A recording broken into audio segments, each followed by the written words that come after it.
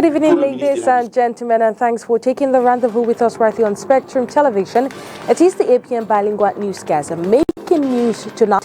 Paul Atanganji, Minister of Territorial Administration, has provided clarity today regarding the suspension of 5 non-governmental organizations.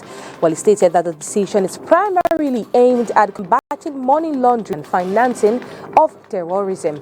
More of this will be yours in tonight's edition of the APM Bilingual Newscast. Follow up, Redac. Well, after removing the lock on the Redac office on Monday, Barrister Alice Com has been convocated by the Senior Divisional Officer of Wuri, a convocation she has failed to honor, terming it illegal. This and many more will be detailed out in tonight's edition of the APM Bilingual Newscast. Good evening once again, ladies and gentlemen. Tonight's news opens in the French language with you, Leila Rengan. Bonsoir à vous, la donnée Tondessa. Mesdames, bonsoir. Monsieur, bonsoir. Et merci d'être avec nous. Il est 20h sur les antennes de Spectrum Télévision. C'est le journal. Les organismes à but non lucratif et les organisations non gouvernementales installées sur le territoire camerounais ont jusqu'au 30 janvier 2025 pour présenter leurs sources de financement, mais également déposer dans les services du ministère de l'administration territoriale un rapport complet de leur activité au Cameroun pour l'année 2024. Au cours d'un point de presse tenu ce jour à Yaoundé, Paul Atanganji a également donné les raisons qui ont conduit à la suspension de 5 organismes à but non lucratif et ONG dans le REDAC. Olivier Bouzique. Pour le ministre de l'Administration territoriale, la récente suspension de 5 associations et ONG vise principalement à lutter contre le blanchiment d'argent et le financement du terrorisme. Les rapports de l'Agence nationale d'investigation financière, ANIF, le MINAT a constaté que les montants reçus par ces associations et ONG ne cadrent pas avec leurs activités sur le terrain. D'abord, ces montants sont exorbitants et n'ont pas de traces. Ces associations ont reçu en un temps record près de 16 milliards de francs CFA, ce qui est déjà une violation des textes qui encadrent les activités des ONG et des associations. Sur le cas du REDAC, Paul Atanganji dénonce la création illégale d'une autre association REDAC 2 aux ambitions douteuses. Quand vous avez une association déclarée au niveau des préfets, je prends l'exemple comme REDAC, vous ne devez pas recevoir un franc venant de l'étranger.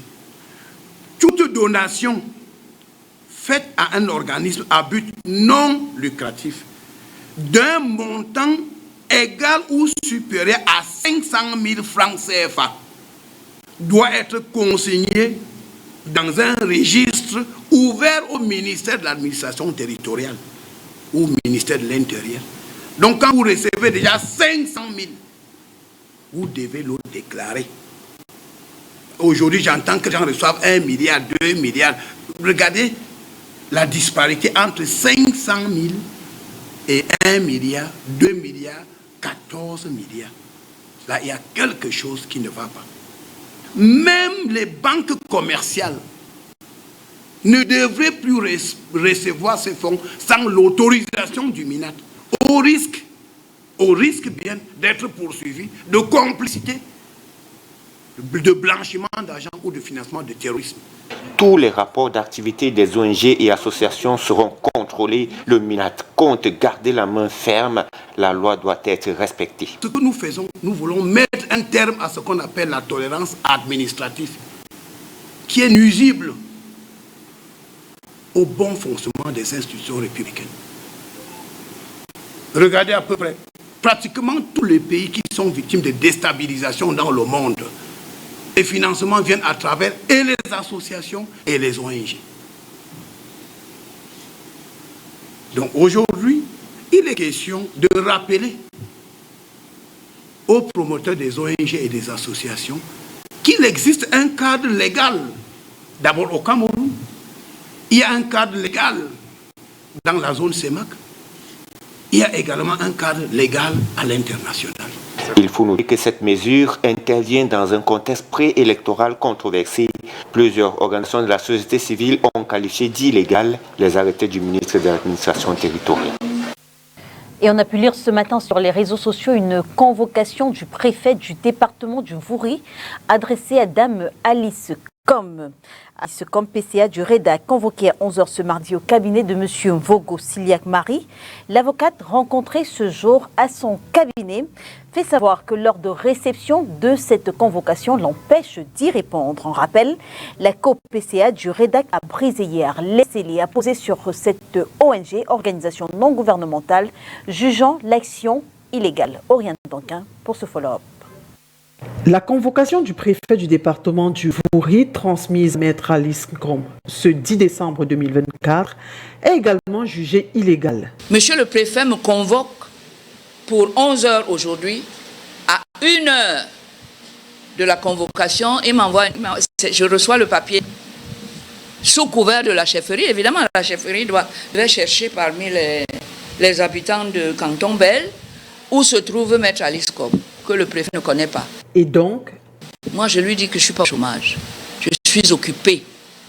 Et je ne peux pas répondre à une convocation qui allait promener au Canton Bel avant d'arriver ici et 1 heure avant l'heure à laquelle il me convoque. C'est non. Il peut faire ce qu'il veut. Il ne me verra pas s'il me convoque de cette manière illégale. Même la justice, qui est une institution, se donne le devoir de vous convoquer, de vous citer, en vous laissant au moins 5 jours entre le moment où il vous envoie la convocation et le moment où vous devez comparaître. Maître Alice Com, COPCA du REDAC, précisons-le, a brisé les scellés apposés ce 9 décembre 2024 sur les locaux de l'institution. Alors que de nouveaux, plus solides, y ont été posés et les forces de maintien de l'ordre en faction, l'avocate, qui rappelle qu'elle est inscrite au barreau du Cameroun et exerce depuis 1968, sous autorisation de l'ancien président de la République Amadou Ahidjo, dit n'avoir pour seul patron la loi. Et c'est celle-ci qui a été utilisée pour attaquer la décision du ministre de l'administration territoriale. Nous avons attaqué la légalité de cet arrêté de monsieur le ministre, parce qu'il n'est pas au-dessus de la loi, encore moins au-dessus des tribunaux. Nous, on choisit la voie légale. On a donc saisi les juges d'un recours pour excès de pouvoir. C'est prévu. Lorsque j'aurai reçu le retour, c'est-à-dire le certificat de dépôt, comme quoi ils ont reçu mon recours, la loi les oblige à surseoir à l'exécution de leurs arrêtés là, bidon. Et c'est pendant cette période que je vais retourner à mon bureau. S'ils sont là, il y aura ce qu'il y aura, qui prépare les Kalachnikov, parce que je vais rentrer dans mon bureau, parce que la loi me dit que dans ce cas-là, les mesures qui sont dans l'arrêté de monsieur, comment il s'appelle déjà, en fait, le MINAT, sont suspendues. Dans un courrier envoyé à Siliac Marie Vogo, le préfet du Vouri, Alice Com rappelle qu'en date du 26 novembre, le porteur du courrier pour la délivrance du récépissé légal de la déclaration du REDAC avait été expulsé. Non sans mentionner les collaborations qu'elle a eues sans anicroche avec ses prédécesseurs, Alice Com trouve regrettable le geste du préfet qui entache le partenariat public-privé. N'étant pas dans un bras de fer avec l'autorité administrative, elle rassure que malgré la réduction drastique de sa mobilité, elle se fera le devoir de grimper les escaliers qui mènent au cabinet du préfet, situé au 2e étage de la préfecture. Reste juste attendue la date de la prochaine entrevue. Une main tendue qui sonne comme un nouvel acte au désormais scénario suspension du REDAC. Disons-le, ces tracas du réseau des défenseurs des droits humains en Afrique centrale interviennent ce 10 décembre au moment où le monde célèbre le 76e anniversaire de l'adoption de la Déclaration universelle des droits de l'homme. Revenons avec vous, Inès Pangan, sur la façon dont la délégation de l'Union européenne au Cameroun et en Guinée équatoriale a célébré cette journée. C'était à l'Université protestante d'Afrique centrale à Yaoundé. Les récentes actualités camerounaises en lien avec la liberté d'expression ont motivé le choix d'un sujet d'un candidat devenu lauréat de la 2e édition du concours de joute oratoire. C'est important pour moi de choisir la liberté d'expression, surtout selon le contexte camerounais dans lequel je vis. Les faits sont là, ils sont avérés, on les connaît tous, donc les exemples sont nombreux. J'ai parlé aujourd'hui de Longuet, de Martinez Ogo. Il est temps que la parole soit démocratisée pour qu'on puisse tout simplement dénoncer et dire ce qu'on ressent dans notre propre pays. La fraternité ou encore l'humanité, des valeurs soutenues par la Déclaration universelle des droits de l'homme, au centre des idées défendues par les 10 prétendants.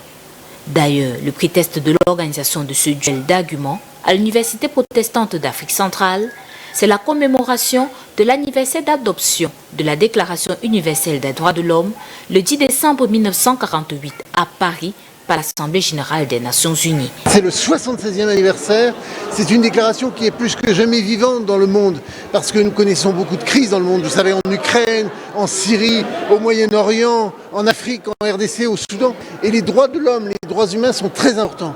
Et aujourd'hui, réunir ces jeunes pour débattre de cette question des droits était vraiment très impressionnant. Une journée qui sert de temps d'arrêt pour réfléchir à l'importance des droits de l'homme et sur l'engagement des institutions nationales et internationales à leur promotion et à leur protection. Et ce mardi 10 décembre 2024 est également journée internationale des droits de l'homme qui marque la fin de la campagne de 16 jours d'activisme lancée le 25 novembre dernier pour mener des actions concrètes contre les violences basées sur le genre. Henri Goué. Comme de tradition, depuis quelques années maintenant, la campagne mondiale des 16 jours d'activisme contre la violence basée sur le genre qui a débuté le 25 novembre, journée internationale pour l'élimination des violences à l'égard des femmes, se termine ce jour 10 décembre marquant la journée des droits de l'homme. C'est le thème de cette année porté par la campagne de l'Organisation des Nations Unies baptisée « Tous unis pour mettre fin à la violence à l'égard des femmes » a décidé de mettre l'accent sur la riposte et la reconstruction après la violence. C'est tout simplement parce que le phénomène ne cesse de prendre de l'ampleur dans certains pays et le Cameroun en fait partie. Selon le rapport mondial 2024 de l'ONG Human Rights Watch, les affrontements continuent entre groupes armés et forces gouvernementales dans les régions anglophones et de l'extrême nord du Cameroun contribuent fortement de manière générale à l'augmentation des cas de violence en tout genre, y compris des violences basées sur le genre. Pour ce qui est des féminicides, 67 cas ont été enregistrés depuis le 1er janvier 2024, selon un rapport récent de l'agence directrice des Nations Unies en charge des activités en matière de population, l'UNFPA, antenne du Cameroun. Des chiffres qui inquiètent, tout autant que les causes immédiates attribuées à ces meurtres. La première cause immédiate, c'est l'accident. Il y a aussi les déceptions amoureuses, qui sont des causes de féminicide. Les déceptions amoureuses, surtout lorsque c'est une rupture qui n'est pas une rupture qui est décidée de manière unilatérale. C'est-à-dire que les deux conjoints ne se sont pas mis d'accord pour se séparer et ça peut produire un féminicide. Il y a la vengeance aussi. La vengeance, c'est quelqu'un qui a été raboué d'un ex, de quelqu'un qui a été déçu. Il y a les questions d'honneur aussi. Lorsque on a fait quelque chose qui est contre l'intégrité de la personne, son intégrité physique, son intégrité morale. Par exemple, lorsqu'on a commis une infidélité, ça arrive que les gens commettent des féminicides pour des questions d'infidélité parce que son honneur a été entaché et sa considération sociale, il se dit que la considération sociale ne sera plus la même. Et il y a aussi des questions de cupidité. Vous savez, il y a des gens qui tuent pour des raisons matérielles. Il y a des gens qui commettent des féminicides.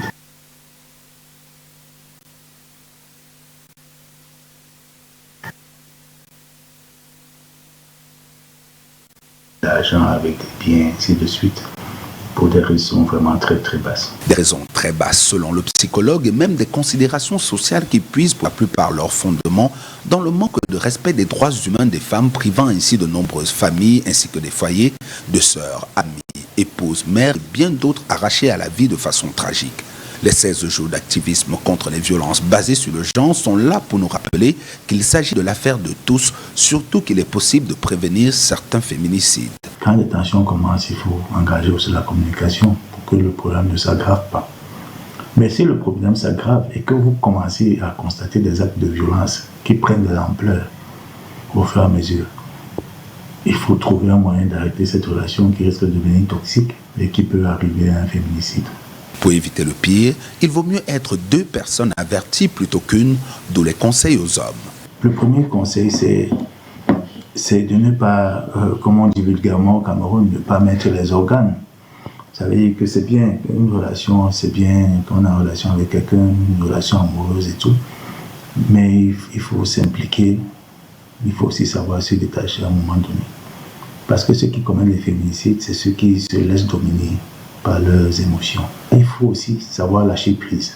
Si une relation n'est plus bonne et que votre conjoint veut se séparer, ça peut être difficile même si vous êtes toujours amoureux, mais après un moment donné, il faut accepter. Des conseils qui vont dans le sens des féminicides dans les couples qui, eux, sont prévisibles et pour les cas liés à l'insécurité de plus en plus grandissante dans nos villes et villages. Il est recommandé d'éviter des sorties nocturnes autant que possible, éviter de se balader dans des lieux isolés, seuls ou accompagnés, ainsi que des endroits peu ou mal éclairés.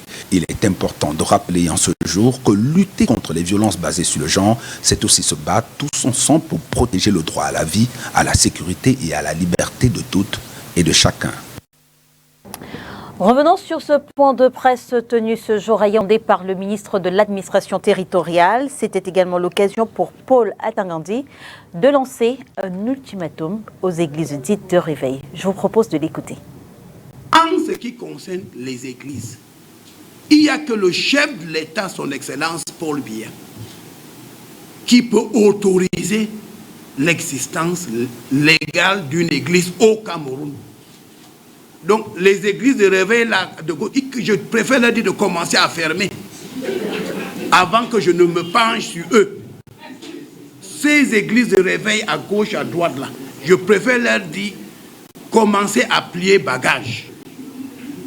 Parce que la loi est claire. Il n'y a que le chef de l'État, le président Paul Biya, qui peut autoriser une église à s'installer au Cameroun. C'est le chef d'État seul qui autorise les églises. Donc il n'est pas question, qu'est-ce qui se passe? Une église arrive, il s'installe à Biémassi ou à Dedo, il commence à chanter, et puis depuis 15-20 ans, non, c'est terminé tout ça. Vous devez avoir un dossier régulier qui est étudié par le MINAT. Et le MINAT va formuler un avis. Mais c'est le chef de l'État qui décide en dernier ressort. Donc je souhaite que nos lois soient respectées. Makeda Lydie Nyotiom, sacrée meilleure journaliste présentatrice de magazine télé au Cameroun. C'était au cours des Cameroun Television Awards organisés ce week-end dans la capitale politique du Cameroun. Makeda Lydie Nyotiom voit ainsi son professionnalisme et son talent salués par la nation camerounaise et bien sûr les autorités. Olivier Bouzique.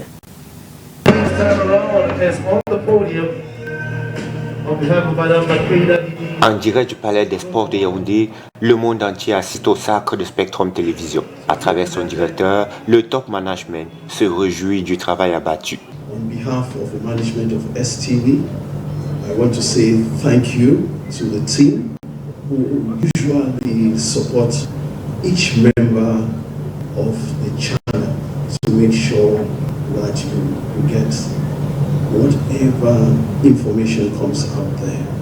Lydie Makeda, l'une des journalistes seniors de la télévision face à des concurrentes de qualité, s'est distinguée dans la catégorie meilleure journaliste présentatrice de magazines. La pertinence de ses sujets, la qualité de ses panélistes, la particularité de sa modération ont convaincu le jury constitué de journalistes chevronnés. Seulement, elle n'est pas la seule journaliste à ressortir du Cameroun Television Awards, la tête haute. Plus de 30 présentateurs, émissions et médias ont été portés en triomphe dans diverses catégories. Je souhaite que désormais, quand il y a ce type de manifestation, que toutes les télévisions se réservent le droit d'être présentes. Il n'y a que comme ça que les choses pourront avancer. J'étais un peu déçu de voir certaines chaînes de télévision qui n'honorent pas de leur présence. Le ministre de la Communication, celui des Finances et une brochette d'autorités ont assisté à ce grand rendez-vous de récompense adressé aux acteurs de la télévision au Cameroun.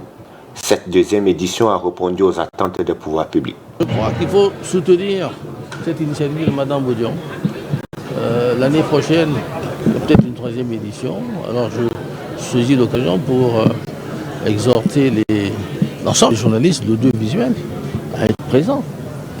Et puis à faire de mieux en mieux leur travail, faire connaître leur talent, puisque finalement il y a un jury qui est là, il y a des spectateurs qui sont là, et être primé, ça se mérite. Quelques observations ont été faites au comité d'organisation afin de perfectionner le concours et la cérémonie durant les prochaines éditions, notamment celle de 2025, plus proche, pour laquelle les écrans sont déjà scrutés. Well, STV's Makeda Ali Dinutim has been recognized at the Cameroon Television Award as the best presenter of a magazine. Well, after that award, let's listen to the Deputy Director of STV, Moki Tuba. Definitely, for every channel, when we carry on our operations, it's always important that we are recognized, especially the professionals in the field, journalists, the hosts, all professionals who represent us in one way or the other. They should be able to be recognized in one way, which means receiving accolades like this of recognition. And this recognition is a sign of showing that they've been recognized as professionals in their different disciplines. In this case where we've received the prize, it shows that the journalist has been doing the necessary work that is expected of them by our audience especially, and those who voted in particular. I think it's something to encourage, that everyone should take the time to do their job and do it very well, not only once but throughout the year, because as we've seen, this voting has happened as a result of a whole year of follow-up by those who voted. Out of the country, the fall of Damascus has raised concerns about what's next for U.S. troops based in the war-torn country, who have been working with allies to keep Islamic State from resurging. Let's get more details in this report as filed in by our partners, the Voice of America. Syrians in Damascus reacting to a world without the Assad regime in power, a first since 1971. It's impossible not to be moved by the scenes of jubilation, the scenes of relief coming out of Syria. The end of this regime is a defeat for all who enabled its barbarity and its corruption, none more than Iran, Hezbollah, and Russia. So this moment presents a historic opportunity, but it also carries considerable risks. Risk that U.S. forces aimed to mitigate this week, striking 75 Islamic State targets in central Syria with B-52 bombers, fighter jets, and A-10 combat aircraft. A move meant to ensure the terror group won't try to take advantage of the situation.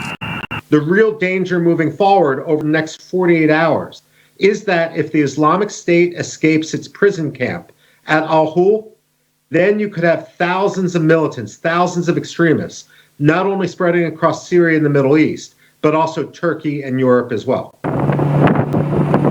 The U.S. military has about 900 troops in Syria to help Syrian democratic forces prevent Islamic State from resurging, with officials stating three primary interests now that the Assad regime has fallen. Our soldiers and personnel and all are protected.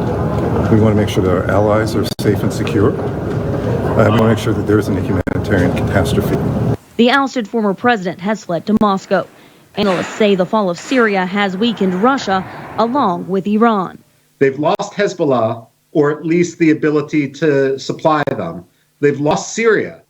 The question now is whether they can keep their grip on the Houthis, or whether other states in the region, Saudi Arabia, for example, are going to smell blood in the water. The Pentagon says communication with allies is key. U.S. Secretary of Defense Lloyd Austin has spoken with his Turkish counterpart about the ongoing Syrian developments. CENTCOM Commander General Eric Kurilla is in the region. He has met with Jordanian allies to discuss Syria, and officials say he plans to meet with other regional allies in the coming days. Carla Babb, VOA News, the Pentagon.